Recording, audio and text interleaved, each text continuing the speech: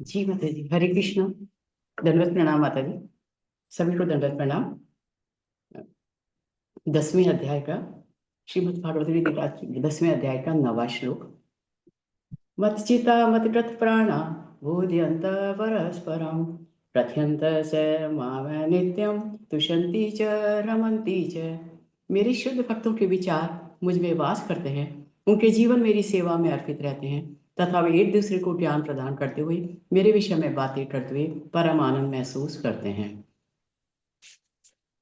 ऐसे जी है कि मेरे सच्चे भक्त ताउम्र मेरी ही चर्चा करते हुए आनंद महसूस करते हैं। हरे कृष्णा, दंडवत प्रणाम। हरे कृष्णा माता जी, सबको दंडवत प्रणाम। प्रेयस। ओम नमो भगवते वासुदेवाय। ओम नमो भगवते वासुदेवाय।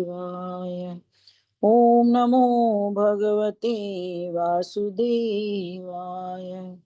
नारायणं नमस्कृत्य नरं चैव नरोत्तमः देवीं सरस्वतीं व्यासं ततो जयमुदीरयेत्।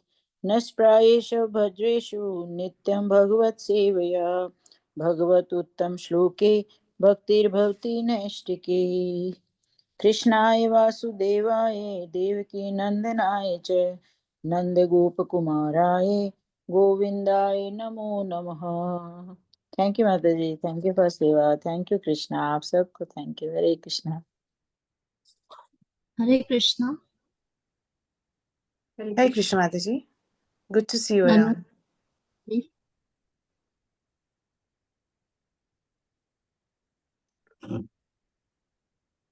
Can you hear me? Yes, Mataji, can hear you. Okay, please.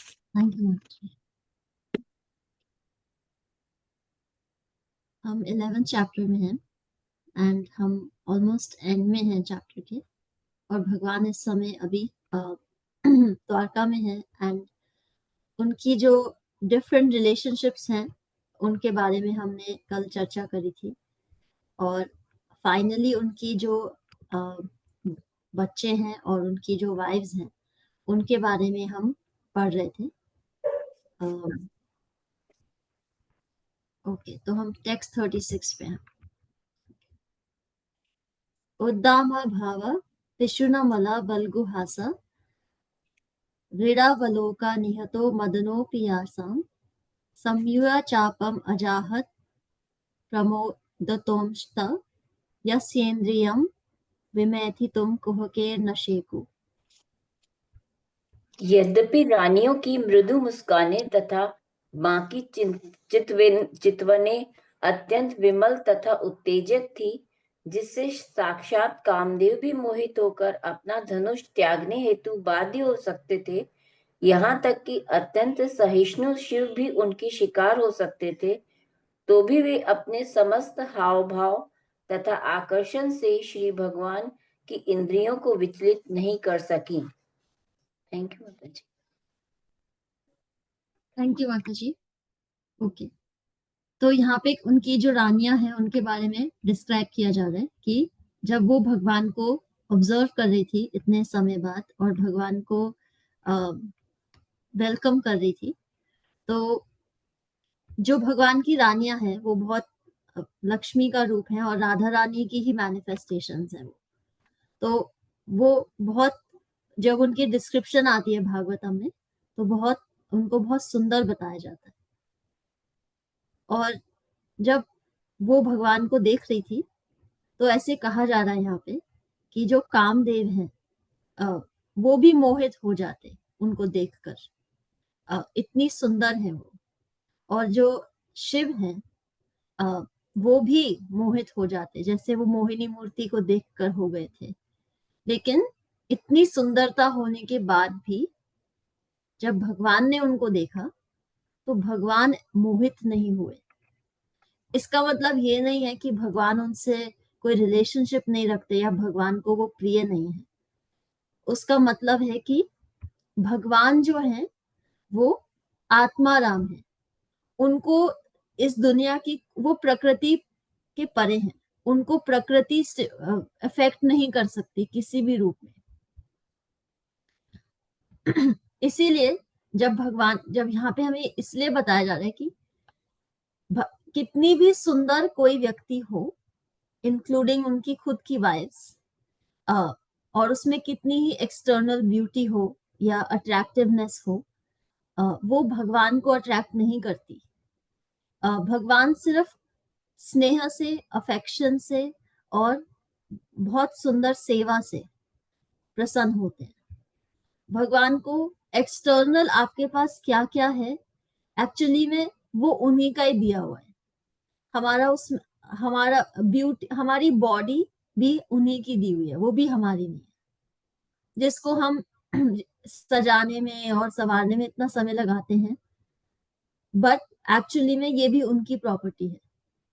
हमारी जितनी चीजें हैं, इंक्लूडिंग जितनी हम सांसें लेते हैं, वो भी भगवान की दी हुई हैं। जब हम भगवत गीता पढ़ते हैं तो उसमें भगवान बताते हैं कि वो अनुमति देते हैं कि हमारी बॉडी कैसे चलती है, और वो विटनेस भी करते हैं कि हमारी बॉडी में और हम क्या डिसीजंस लेते हैं। तो वो अनुमति देते हैं तो हम किसी इस प्रकार के हैं, जिस भी प्रकार के हम हैं। भगवान एक्चुअली में जब हम आगे भागवतम पढ़ेंगे तो आता है कि एक मीराबाई जी की स्टोरी भी आती है कि जब मीराबाई जी वृंदावन गई थी तो वो रूप गोस्वामी से मिलना चाहती थी, जो छठ गोस्वामी में से एक है। और जब वो उनसे मिलने के लिए वहां गई तो जो रूप गोस्वामी के सेवाकार थे, उन्होंने उनको बोला कि वो किसी महिला से मिलते नहीं हैं, क्योंकि वो संन्यास ले चुके थे, तो वो किसी महिला से नहीं मिलते। तो मीराबाई जी ने उनको कहा कि मुझे ऐसा लगता था कि वृंदावन में केवल एक ही पुरुष है, श्री कृष्ण, बाकी सब तो गोपियां हैं, बाकी सब तो मतलब महिला है। तो ये बात सुन के रूप गोस्वामी भी बहुत प्रसन्न हुए और वो उनसे बाहर मिलने के लिए आए, क्योंकि एक्चुअली में भगवान क्या है, वो केवल लक्ष्मीपति या मायापति नहीं है, वो अकेले पुरुष हैं, प्रकृति के अकेले पुरुष वो ही हैं, बाकी सब जो हैं महिलाओं में आते हैं। महिला मतलब फेमिनिन, प्रकृति का पार्ट है। महिला मतलब नॉट बायोलॉजिकल महिला, बट प्रकृति में जो आता है वो फेमिनिन एनर्जी है, और भगवान केवल पुरुष हैं। जब उनके लिए स्तुति गाई जाती है श्री कृष्ण के लिए, तो क्या बोला जाता है, वैकुंठ पुरुष प्राणा, भगवान का नाम भी है पुरुष, क्योंकि एक पुरुष ही है पूरी क्रिएशन में। तो यहाँ पे जब उनकी क्वींस की बात की जा रही है तो ये बताया जा रहा है कि वो अपनी फेमिनिन ब्यूटी उनको दिखाना चाह रही थी और उनसे भगवान को मोहित करना चाह रही थी, लेकिन, और हमने पिछले कुछ वर्सेस में भी पढ़ा था कि भगवान जब उनसे मिलते हैं तो वो एक नॉर्मल हस्बैंड की तरह उनसे मिलते हैं, लेकिन उनकी ब्यूटी देखने के बाद भी भगवान उनके प्रति कोई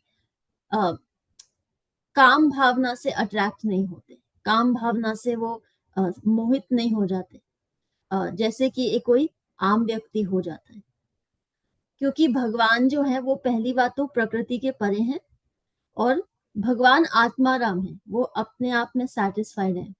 ऐसा नहीं है कि उनको कोई कुछ देगा फिर वो सेटिस्फाइड हो जाएंगे, नहीं, वो अपने आप में सेटिस्फाइड है।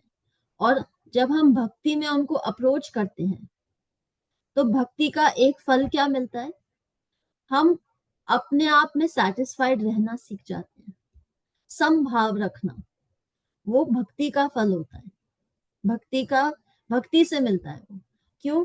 क्योंकि जिसकी हम भक्ति कर रहे हैं वो आत्माराम है, वो तुष्ट है, और वो हमें तुष्ट करता है अपनी शक्ति से, अपनी इच्छा से, और हमें तुष्टि मिलती है उससे।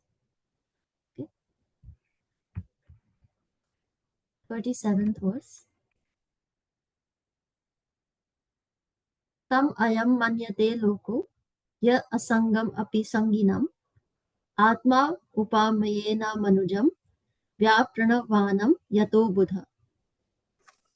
सामान्य भौतिकवादी बद्ध जीव कल्पना करते हैं कि श्री भगवान उन्हीं में से एक हैं।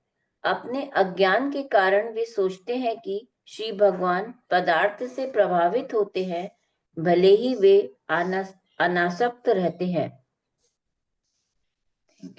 थैंक यू माता जी।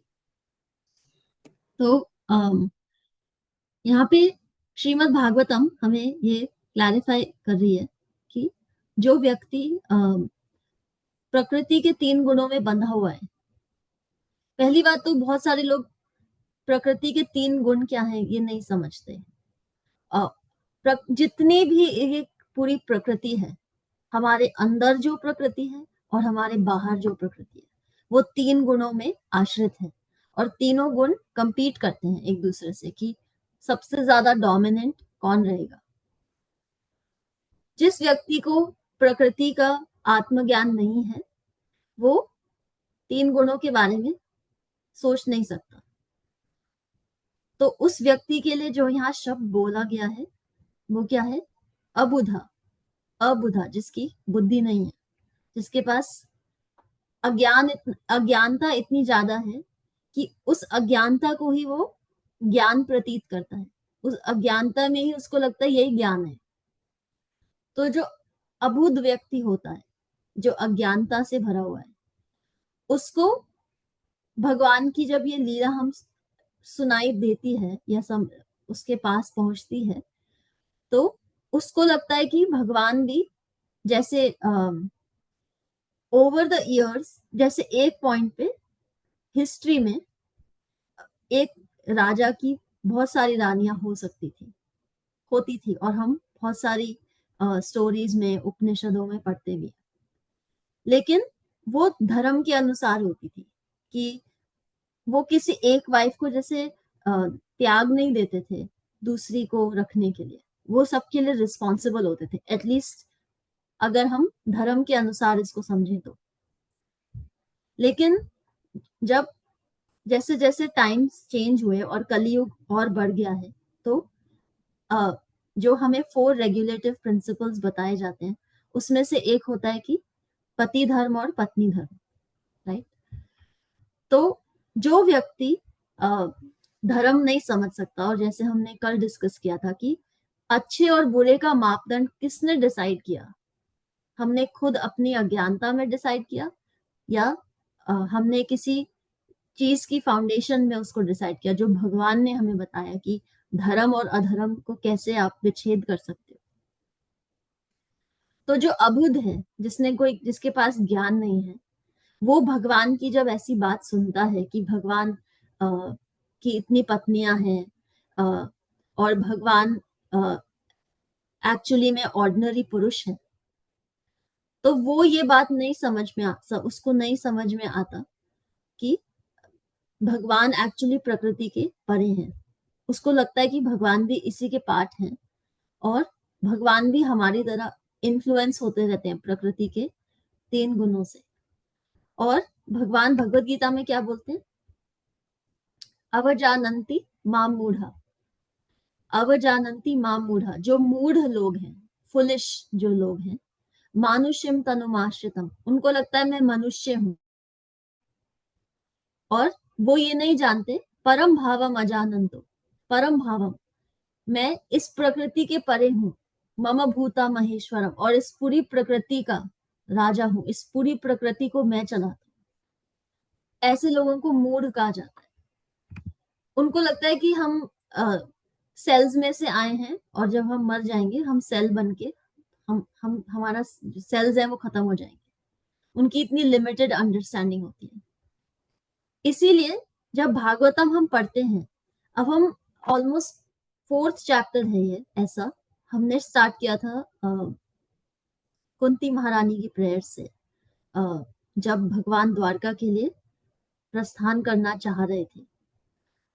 उसके बाद भीष्म स्तुति हुई, उसके बाद हमने देखा कि हस्तिनापुर के जो भगवान के परिवार था, उन्होंने उनको कैसे विदाई दी, और अब भगवान की वेलकम हो रही है द्वारका में। 4 चैप्टर्स में भगवान की सिर्फ ये डिस्क्रिप्शन दी जा रही है कि भगवान एक जगह से दूसरी जगह जा रहे हैं और कैसे उनके भक्तों के इमोशंस जो हैं वो फ्लो कर रहे हैं उस समय। और इस दौरान सिर्फ उनके वहां से जाने और द्वारका आने तक कितनी सारी लीलाएं हो चुकी हैं।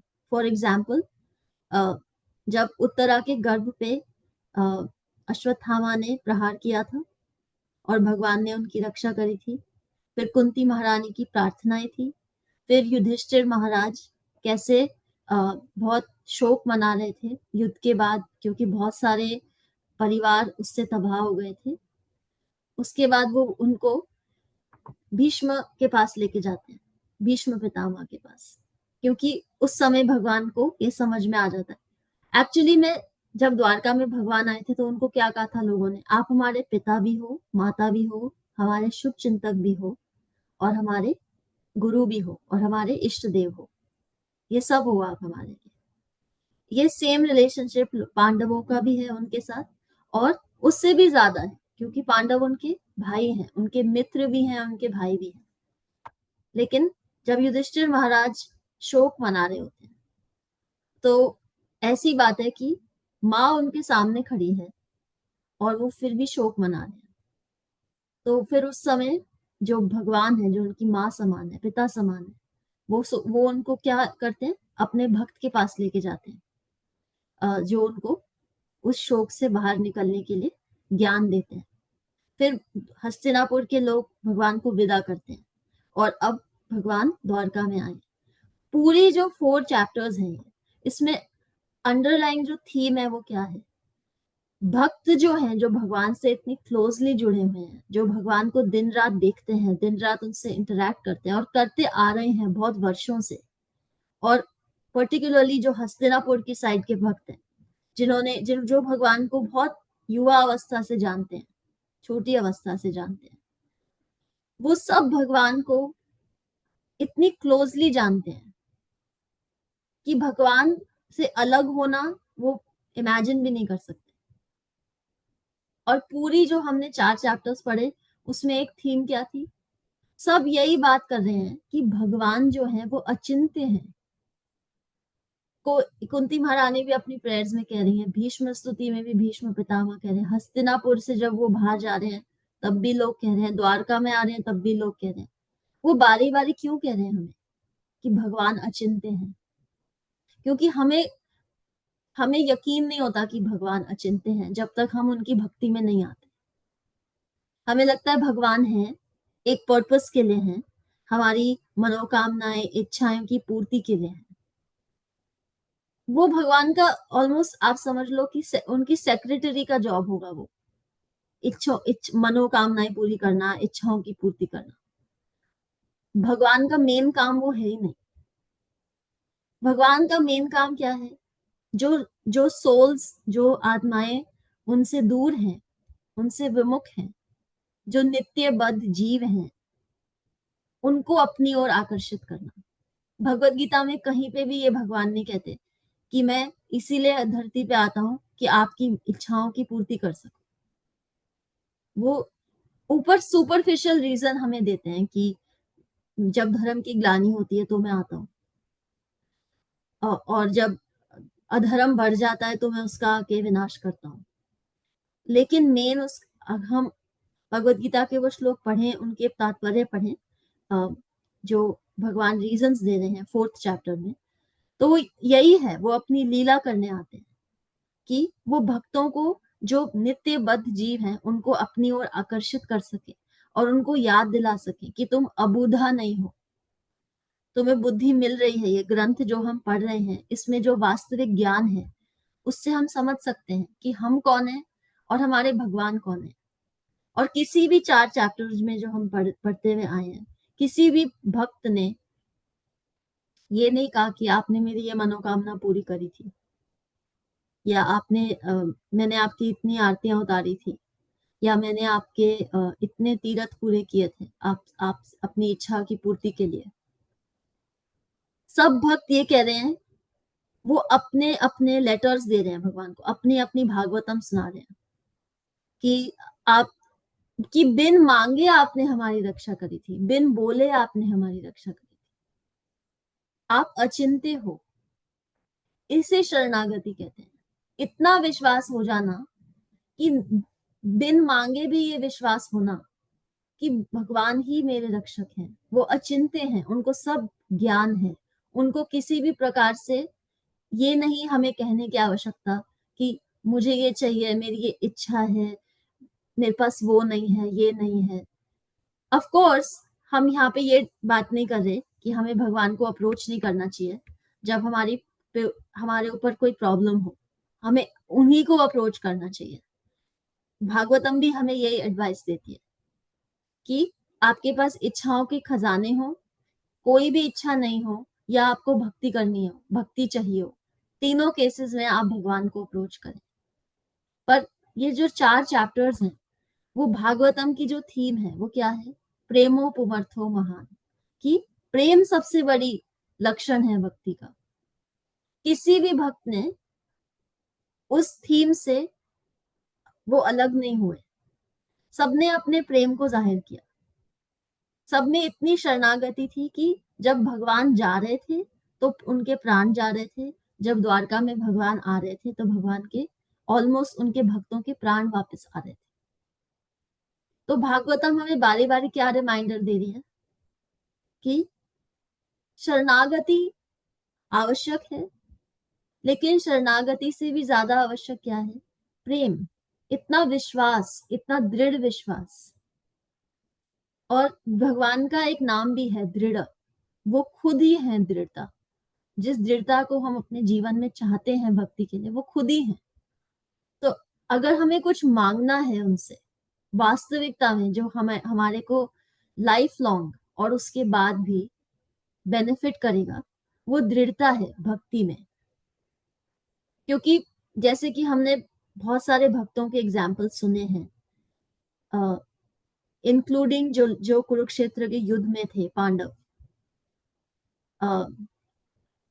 उन सब में हमने ये सुना है कि किसी ने भी ये नहीं कहा कि आपने हमारे लिए ये किया था क्योंकि हमने आपसे मांगा था। नहीं, उन्होंने बिना मांगे भगवान ने उनकी हेल्प करी थी। क्योंकि जहां भक्त शरणागत है और उसमें दृढ़ता है और विश्वास है कि भगवान ही मेरे हैं और भगवान अचिंत्य हैं और मुझे उनको कहने की कुछ आवश्यकता नहीं है, वो अपने आप समय अनुसार मुझे दे देंगे। अगर मांगना ही है तो दृढ़ता मांगिए, धैर्य मांगिए, निश्चय मांगिए और उत्साह मांगिए भगवान से, क्योंकि वो ही है, वो शक्तियां ही हैं जो हमें इस पथ पर बनाए रखेंगी और निरंतर हमारे विश्वास को और दृढ़ बनाएंगी।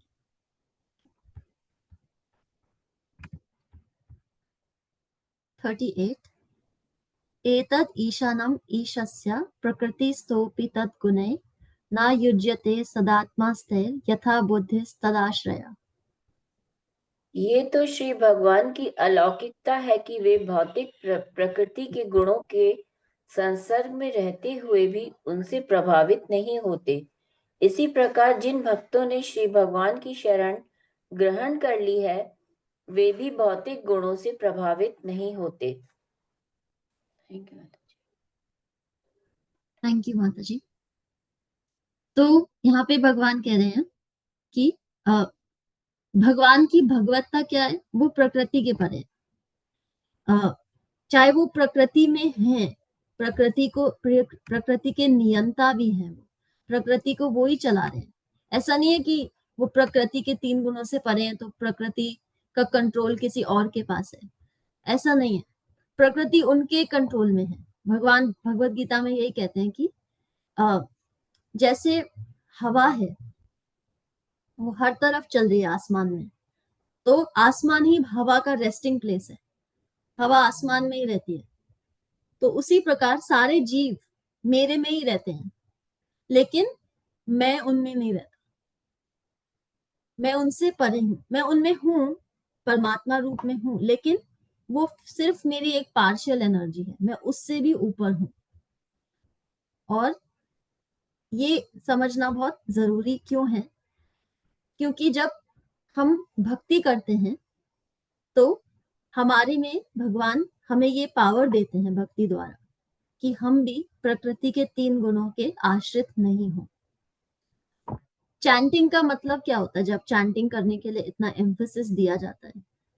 क्योंकि चैंटिंग से मंत्र का जो मतलब क्या होता है, मंत्र जो मन को नियंत्रित कर दे, जो मन जो बारी बारी उछलता है और अपने इमोशंस की तरफ इधर उधर घूमता है और कभी डर जाता है, कभी खुश हो जाता है।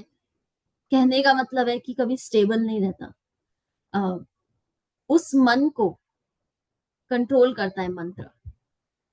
तो चैंटिंग इसीलिए कहा जाता है कि पहली बात तो वो मन को नियंत्रित कर सकती है, और दूसरा जो भगवान का नाम है और भगवान है उनमें कोई डिफरेंस नहीं है।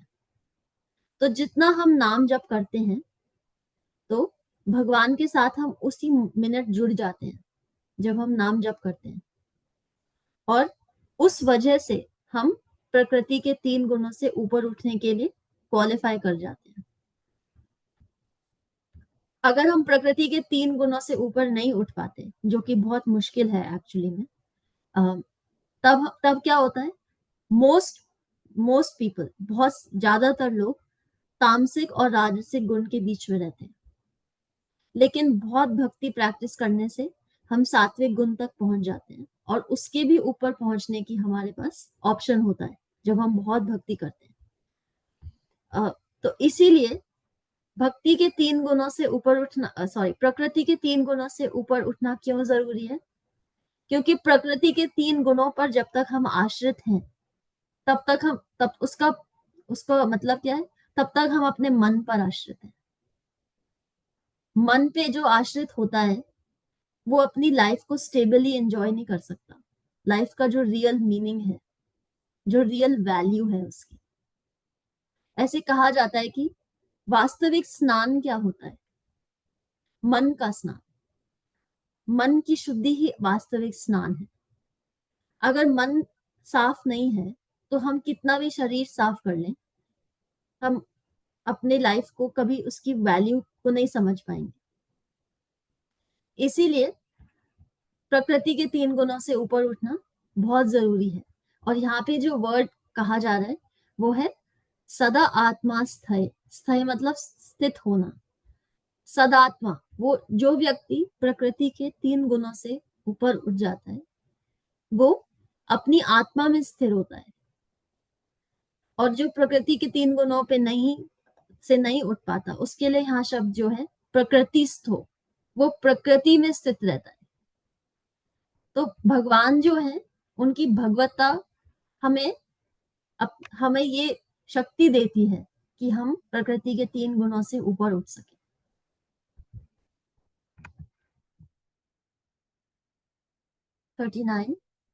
तम मेनेरी बला मूढ़ा स्त्रैनम चानुव्रतम रह अप्रमाणा विदो भर्तुर ईश्वरम मतयो यथा।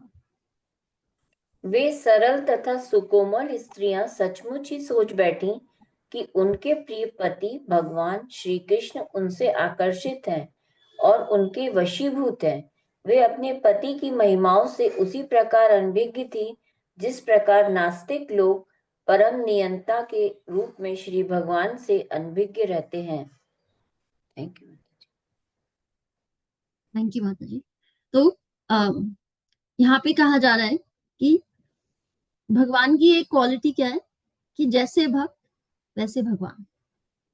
तो यहाँ पे जो उनकी पत्नियां हैं भगवान की, उनको मालूम है कि ये कौन है, लेकिन वो उनकी भगवत्ता को अपने जीवन में प्रमुखता नहीं देती। वो अपने प्रेम को, अपने स्नेह को, अपनी पत्नी धर्म को प्रमुखता दे रही है। तो वो ये सोच रही हैं क्योंकि उनका मन सिंपल है, उनके मन जो है वो बहुत सिंपल है। यहाँ पे मन की बात क्यों हो रही है? क्योंकि जिसका मन सिंपल नहीं होता, मन शांत नहीं होता, मन भगवान में नहीं रमता, वो प्रकृति में रमता है। और जब प्रकृति में रमता है तो प्रमुखता किसको दी जाती है? खुद को। मैं, मेरा और ममत्व, मेरा क्या है, मैं कौन हूं, मैं क्या क्या पा सकता हूँ इस प्रकृति में से। लेकिन जब भगवान में मन रमता है तो प्रमुखता भगवान को दी जाती है। और फिर जब भक्ति में और उसमें भक्ति भाव हो अगर, तो वो उस रिलेशनशिप, भगवान के साथ आपका जो भी रिलेशनशिप है, उसी प्रकार से भाव भगवान के साथ एक्सचेंज, आदान प्रदान होता है। तो जैसे उनकी पत्नियां हैं, उनको पता है ये भगवान है, लेकिन उनकी उनसे माधुर्य भाव में रिलेशनशिप है, तो वो ये सोच रही हैं कि भगवान हमारे वशीभूत हैं क्योंकि वो हमारे हैं। उसी प्रकार हमने बहुत सारी लीलाएं और सुनी हैं, जैसे दामोदर लीला में हम सुनते हैं। और उसके बाद जब भगवान अमृत भक्षण लीला आती है, जब भगवान मिट्टी खा लेते हैं और अपना मुंह खोलते हैं, तो वो पहले यशोदा मैया देखती हैं कि सारे ब्रह्मांड उनके मुख के अंदर उनको दिखाई दे रहे होते हैं। लेकिन फिर जैसे ही भगवान को लगता है कि अब मजा नहीं आएगा लीला में, इनको पता चल जाएगा कि मैं तो भगवान हूँ, तो उसी समय बिल्कुल वापस अपने बाल रूप को प्रदर्शित करने लग जाते हैं। इसी प्रकार अर्जुन के साथ वो बिल्कुल फ्रेंडली हैं, उनके सखा हैं वो। अर्जुन उनको कई बार टीज करते हैं, भगवान उनको टीज करते हैं, लेकिन वो बिल्कुल फ्रेंड्स की तरह है। जो वृंदावन की गोपियां हैं, उनके लिए भगवान उनके पति हैं। हमने कात्यायनी व्रत की कथा सुनी थी, तो उनके लिए भगवान पति समान है। तो भगवान एक्चुअली में अपने भक्तों के साथ एक रिलेशनशिप बनाना चाहते हैं, और इसीलिए बहुत सारे भाव हैं जो भगवान के साथ एक्सचेंज किए जा सकते हैं। माधुर्य रस है, वात्सल्य भाव है कि वो पुत्र समान है, सखा भाव है, दास्य रस होता है कि वो भगवान है, हमारे मास्टर हैं और हम उनके सर्वेंट हैं। और एक शांत रस होता है, उनकी ऐश्वर्य, सिर्फ जिसमें हम सिर्फ भगवान के ऐश्वर्य को प्रमुखता देते हैं। जब भगवान आते हैं, लीला करते हैं, तो वो सिर्फ एक रिलेशनशिप बनाने के लिए आते हैं, उस रिलेशनशिप को जागृत करने के लिए आते हैं जिसको हम भूल चुके हैं। और इसी प्रकार जब कृष्ण भगवान की जो पत्नियां हैं, भगवान यहाँ लीला ही कर रहे हैं, वो अपनी अतरंगा शक्ति द्वारा उनकी जो पत्नियां हैं वो भूल गई हैं कि ये अचिंत्य भगवान हैं, ये परम नियंता हैं, जगदाधर जगदीश्वर हैं। वो ये नहीं सोच रही, वो ये सोच रही ये हमारे पति हैं और हम इनकी पत्नी हैं। कहने का मतलब है कि जो भगवान के साथ इतनी पर्सनली जुड़े हैं, जो उस भाव से विभोर हैं, जिस भाव में वो उनसे जुड़े हैं और उनकी सेवा करते हैं, भगवान उनको भी अपनी भगवत्ता का प्रदर्शन नहीं करते।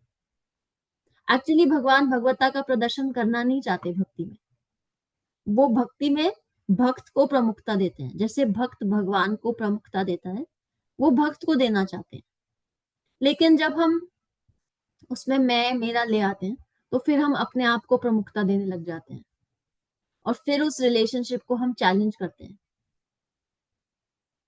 क्योंकि जब मैं और मेरा आ जाता है, तो फिर हम प्रकृति को इंपॉर्टेंस दे रहे हैं। लेकिन हम जब भगवान को इंपॉर्टेंस देते हैं, तो भगवान हमें इंपॉर्टेंस देते हैं और हम भगवान को इंपॉर्टेंस देते हैं। तो फिर उसमें मैं और मेरे की जगह नहीं होती। भगवान को केवल भगवान की शक्ति और भगवान की कृपा द्वारा ही जाना जा सकता है। और इसीलिए उनकी जो पत्नियां हैं, उनकी जो रिलेशनशिप है, वो प्यार में, माधुर्य भाव में है। तो वो भी भगवान को भगवान की तरह नहीं देख रही, और भगवान भी उनको पत्नी के रूप में ही देख रहे हैं। भगवान उनकी एक्शन से अफेक्ट नहीं हो रहे, लेकिन भगवान उनको इस रूप में नहीं देख रहे कि ये तो जीवात्माएं हैं। नहीं, वो भी उनको उसी दृष्टि से, स्नेह से, प्रेम से देख रहे हैं। सो थैंक यू, हम यहाँ स्टॉप करेंगे। 11th चैप्टर हमारा कंप्लीट हो गया आज। Thank you. हरे कृष्णा। आप सबको दंडवत प्रणाम। सॉरी आई वाज लेट, मेरी ऑडियो में कोई इशू हो रहा था कंप्यूटर में। आपके कोई क्वेश्चंस हैं?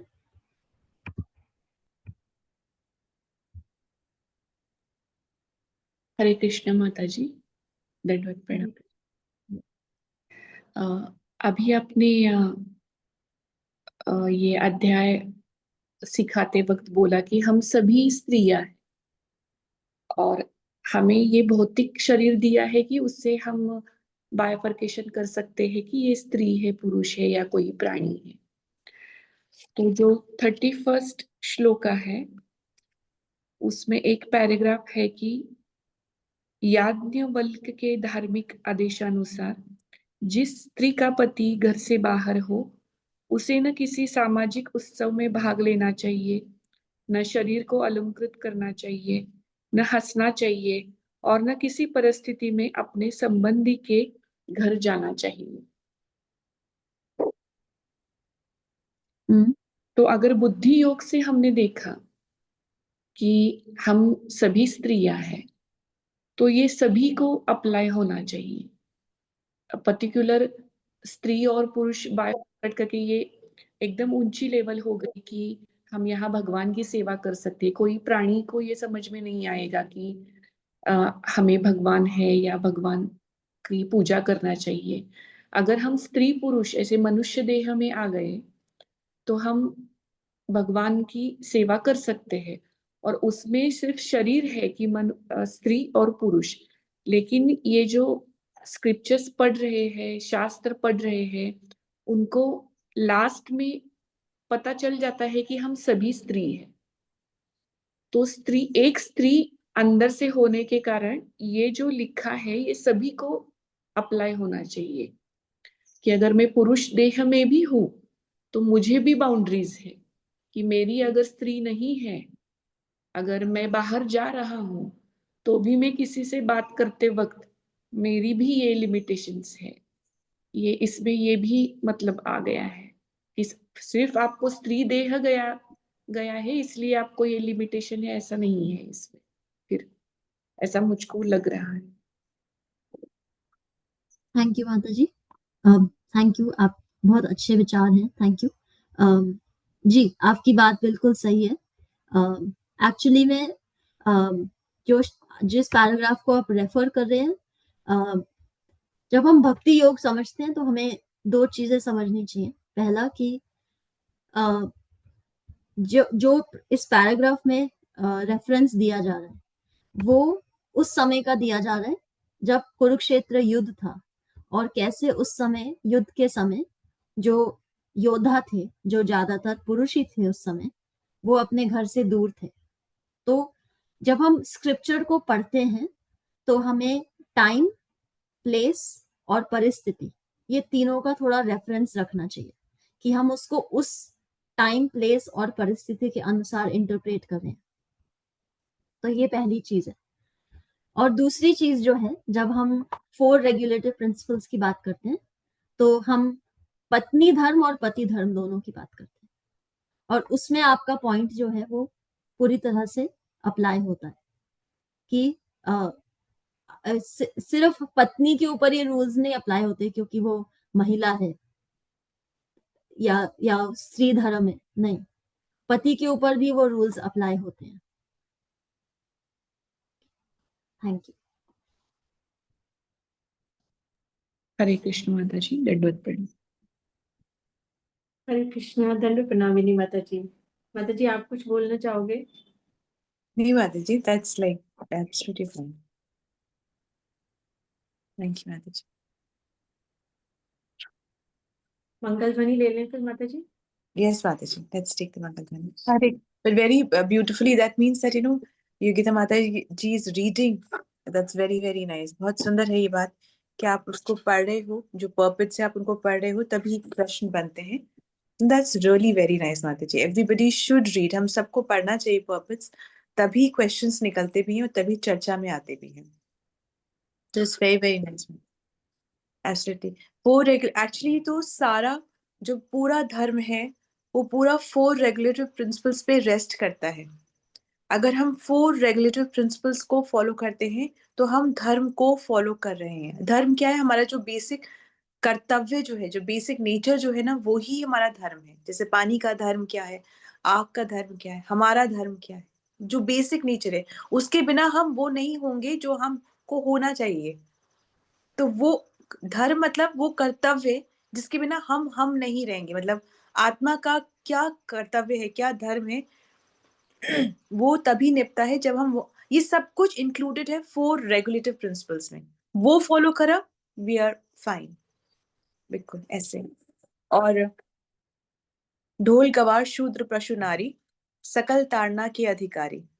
इस वजह से जो हमें मटेरियल बॉडी जो मिली है, by the virtue of that body, हमें उसके अंदर में सर्टेन बेनिफिट्स भी हैं, सर्टेन प्रोस कॉन्स भी हैं, उसको रख करके फिर आगे बढ़ना चाहिए। Absolutely fine, माता जी। आपका question was very nice and माता जी's answer was very nice. This is just a little thought. Let's move on to Mangal Dhwani. हरे कृष्णा कृष्णा। सबको सॉरी हरे कृष्णा सबको दंडवत प्रणाम। जय ओम विष्णु पदाय डिवाइन ग्रेस एसी भक्ति वेदांत स्वामी श्रीला प्रभुपाद की जय। नामाचार्य भक्ति सिद्धांत सरस्वती ठाकुर गोस्वामी महाराज की जय। अनंत कोटि वैष्णव वृंद की जय। नामाचार्य शीला हरिदास ठाकुर की जय। श्री श्री राधा माधव की जय। श्री पंच तत्व की जय। श्री जगन्नाथ सुभद्रा बलदेव की जय। श्री प्रहलाद नरसिंह भगवान की जय। श्री तुलसी महारानी की जय। श्री पतित पावन गौ निताय की जय।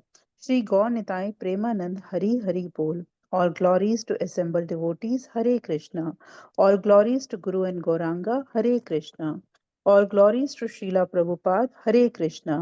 प्रेम से कहो श्री कृष्ण चैतन्य प्रभु नित्यानंदा श्री अद्वैत गदाधर श्री वसादि गौर भक्त वृंदा की जय।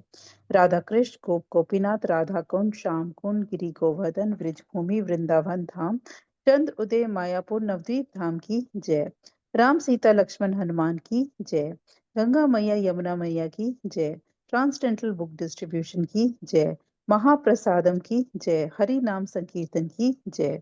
Please forgive me if I have offended anyone with my words, deeds and action. वांछा कल्पतरुभ्यश्च कृपा सिंधुश्च एव च पतितनां पावने भयो वैष्णवो नमो नमः। हरे कृष्णा सबको दंडवत प्रणाम। Thank you so much for the service. Have a blessed day everyone. Thank Hare you. Krishna. Let's all join our hands and pray to Krishna, seek his blessings so that we can all become sincere devotees and do our chanting offenselessly. Hare Krishna. Let's all join our hands and pray to Krishna and seek his blessings to bless all those who are suffering from any kind of ailments to recover faster. Hare Krishna. Let's all join our hands and pray to Krishna and seek his blessings for the strength that we need for our spiritual growth. Hare Krishna, Krishna Krishna, Hare Hare, Hare Rama, Rama Rama, Hare Hare. Hare Krishna. Dandavat Pranam. Thank you so much for your presence and your participation. Krishna willingly, we will meet tomorrow. And tomorrow, Tara Mataji, would you want to end the session with a story for coming 1 or 2 days? You can take the service of ending the session. I will be around. You can take the service of ending the session. जी माता जी। हरे कृष्णा जी। माता जी। Hi, आज Krishna Mataji. आज मेरे grandson हरियक्ष का जन्मदिन है माता जी। Oh, wow, Mataji. That is such a beautiful day. So you must do something extra for his spiritual advancement also. Some kind of piety, something that, it will elevate him spiritually. Hare Krishna. Let's all sincerely join our hands and pray for the grandson of Sandhya Mataji so that he can grow beautifully spiritually as well as be very successful materially. May the love and the fondness which Sandhya Mataji has grow deeper and deeper, and may he bring a lot of happiness to the family and be a Krishna conscious child. Hare Krishna, Krishna Krishna, Hare Hare, Hare Rama, Rama Rama, Hare Hare. Hare Krishna Mataji, thank you for asking for blessings. Hare Krishna. We all have our blessings for the little one. How old is he now, Mataji? 11 years माता जी। Very अभी nice, यहाँ मेरे Mataji. पास नहीं है, मेरे पास नहीं है वो अभी। I know, Mataji. I know. We all know, Mataji. We all know. Yes, आएगा, Mataji. मंथ एंड में आएगा इस बार। So the happiness that you feel just by remembering him, may he continue to provide this happiness to you and the entire family all through.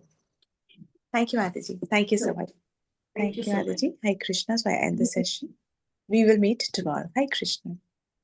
हरे कृष्णा माता जी, दंडवत प्रणाम। धन प्रणाम चंद्र माता जी। हरे कृष्णा, हरे कृष्णा। कृष्णा माता जी, कॉन्ग्रेचुलेशन संध्या माता जी। हरे Thank कृष्णा। you, माता जी। हरे कृष्णा, हरे संध्या कृष्णा। माता की कॉन्ग्रेचुलेशन। थैंक यू माता जी। हरे कृष्णा। हरे कृष्णा माता जी। दादी को संध्या माता जी, कॉन्ग्रेचुलेशंस। आप सबका है माता जी, कृष्णा का है, आप सबका है।